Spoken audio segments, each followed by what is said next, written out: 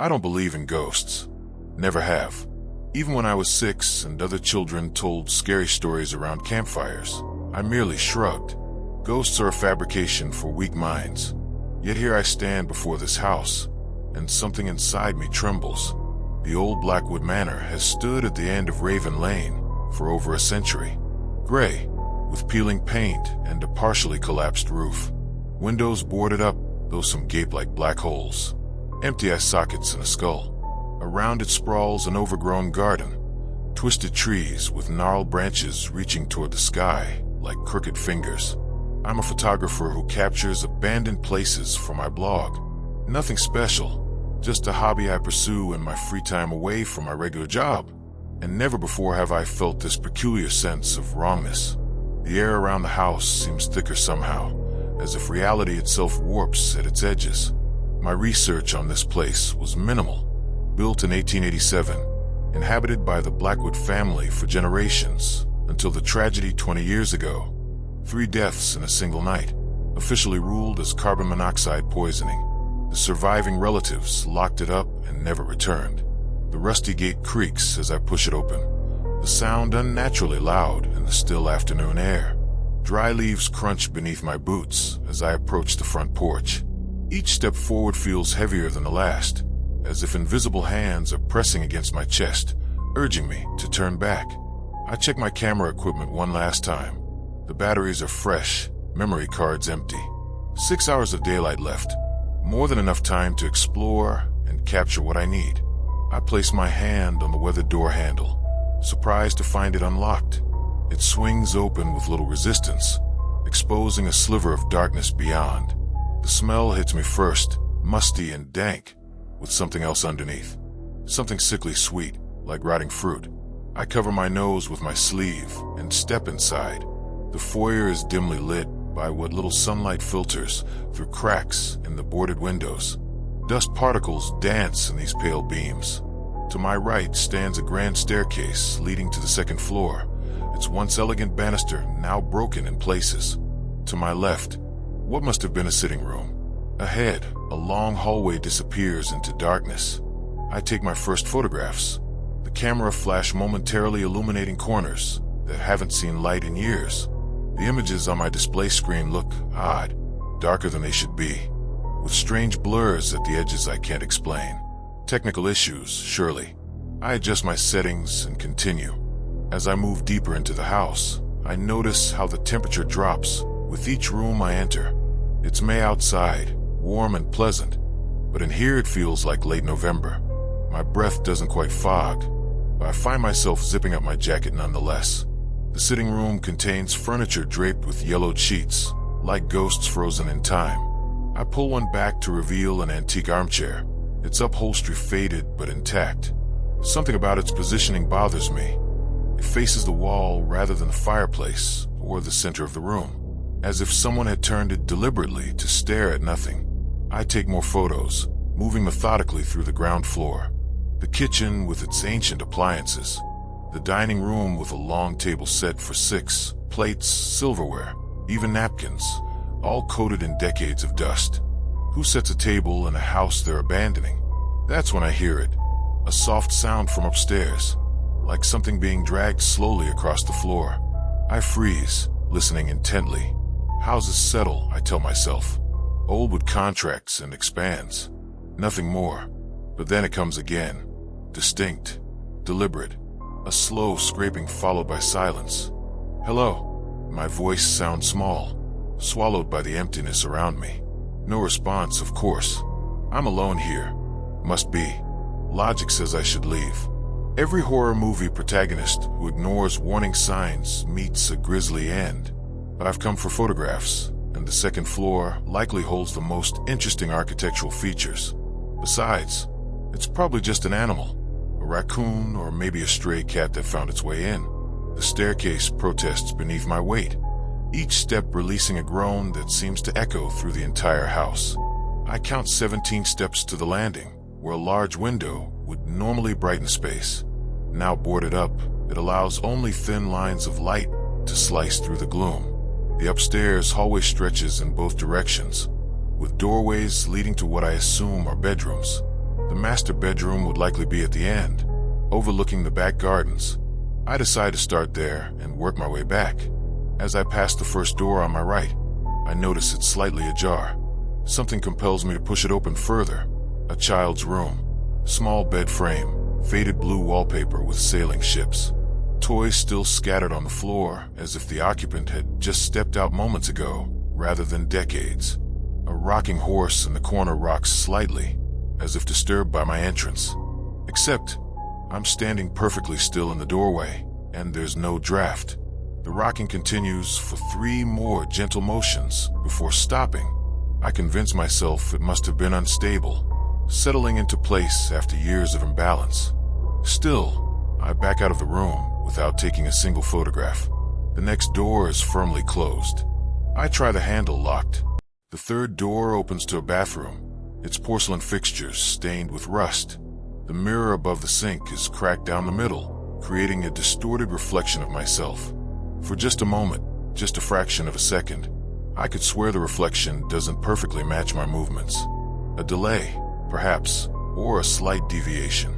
I blink, and everything is normal again. My heart is pounding now, though I still don't believe in ghosts.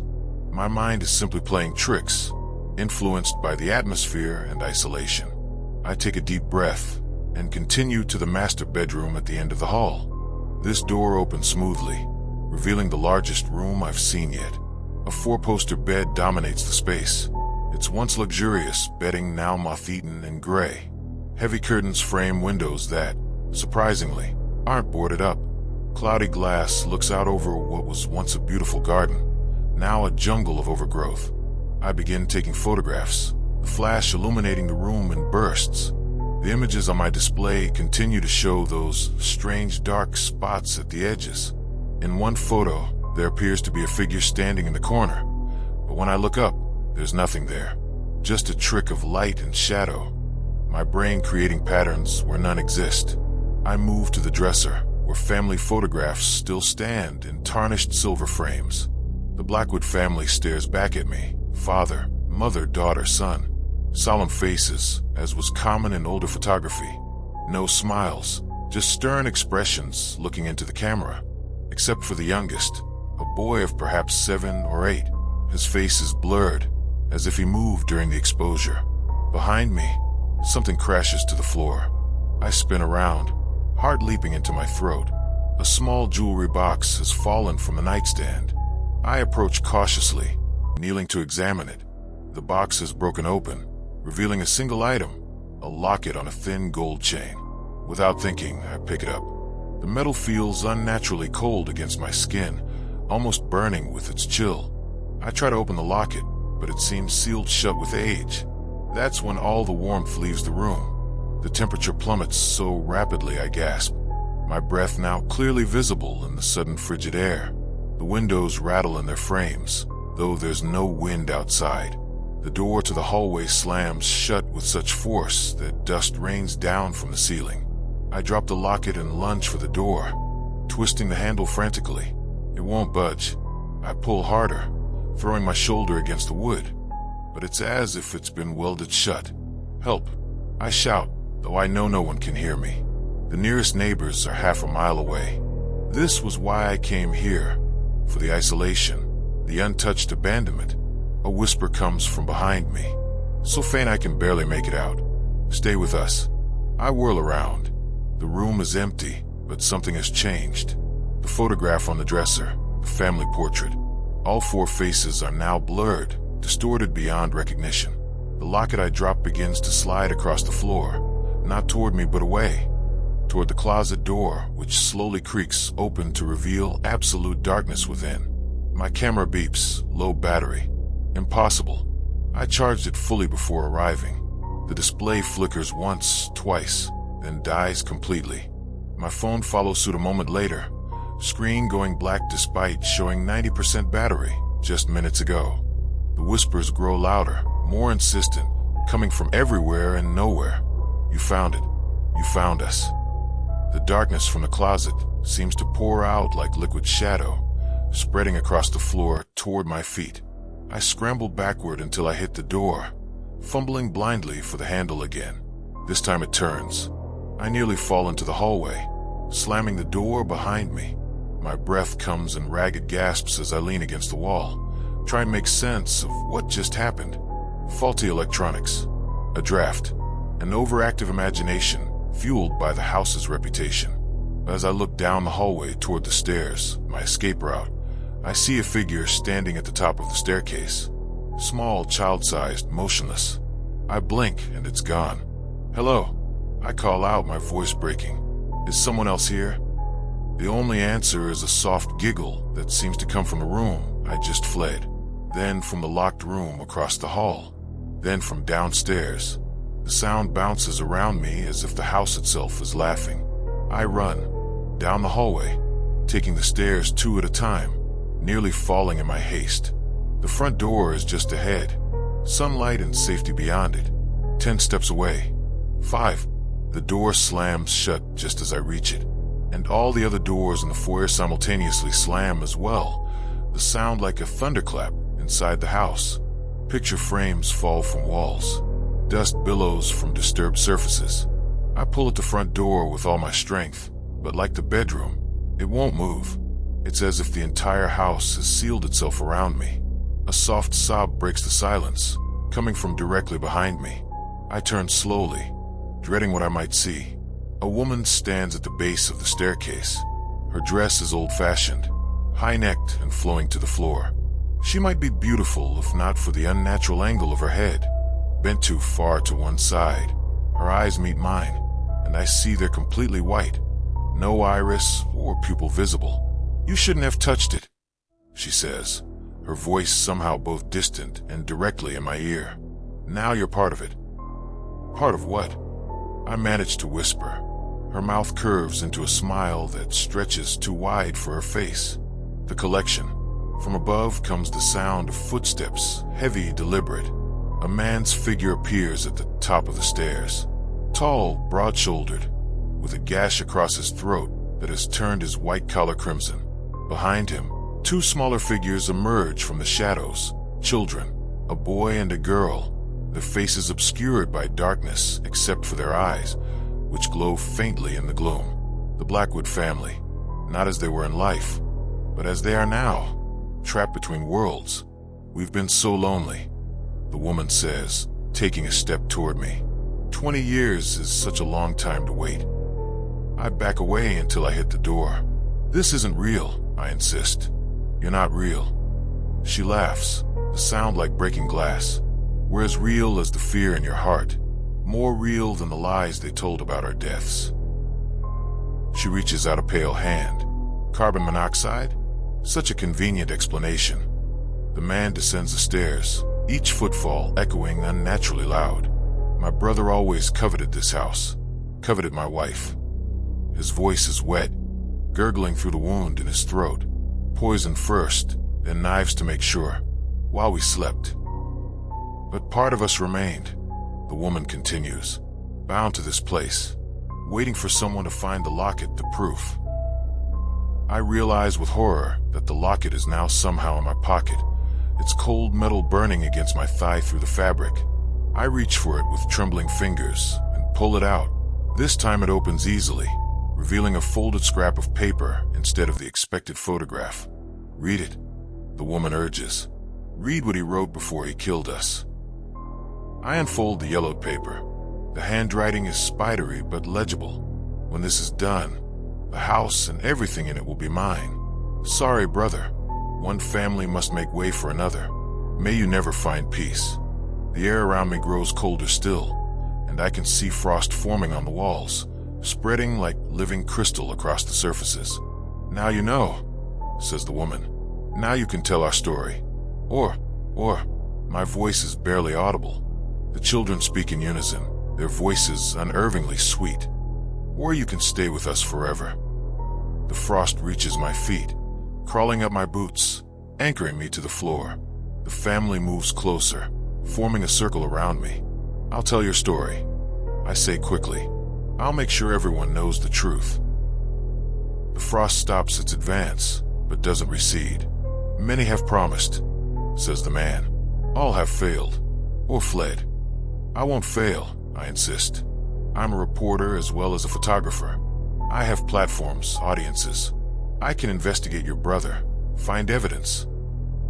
His name was Edward Blackwood, the woman says. He died 5 years ago, wealthy and respected. No justice for us in your world now. The children extend their small hands toward me. Stay and play with us, they say, forever and ever. I clutch the locket tighter, suddenly understanding. It's evidence, yes, but also a tether, binding them to this house, to their endless limbo.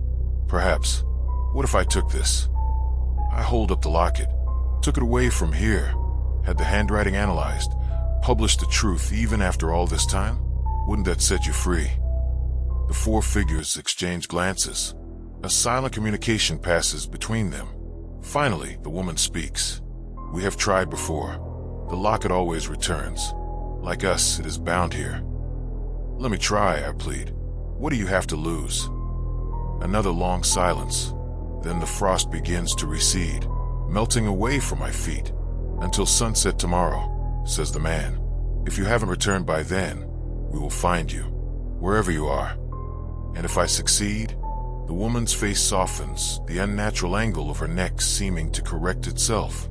Then perhaps we can all find peace. The front door swings open behind me, letting in a rush of warm afternoon air. I nearly fall backward in my haste to exit, the locket clutched tightly in my hand. As I stumble down the porch steps, I hear the woman's voice one last time. Remember, until sunset tomorrow. After that, you belong to the house.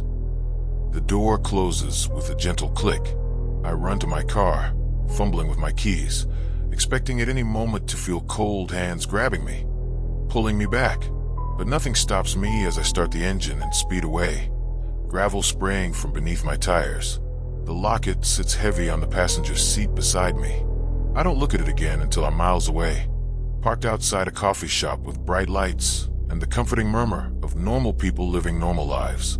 I pick up the locket, half expecting it to be ice cold, but it feels ordinary now. I open it again to confirm the note is still there. It is evidence of a century-old murder, written in the killer's own hand. My phone buzzes. It's working again, though the battery is nearly depleted. A text message appears from an unknown number. The clock is ticking. Sunset tomorrow. I look up and freeze. There, reflected in my rearview mirror, sitting in the backseat of my car, is the little girl from the house. She smiles at me, then raises one finger to her lips. When I whirl around, the back seat is empty. But on the window, written in frost despite the warm evening air, are 3 words. We're with you.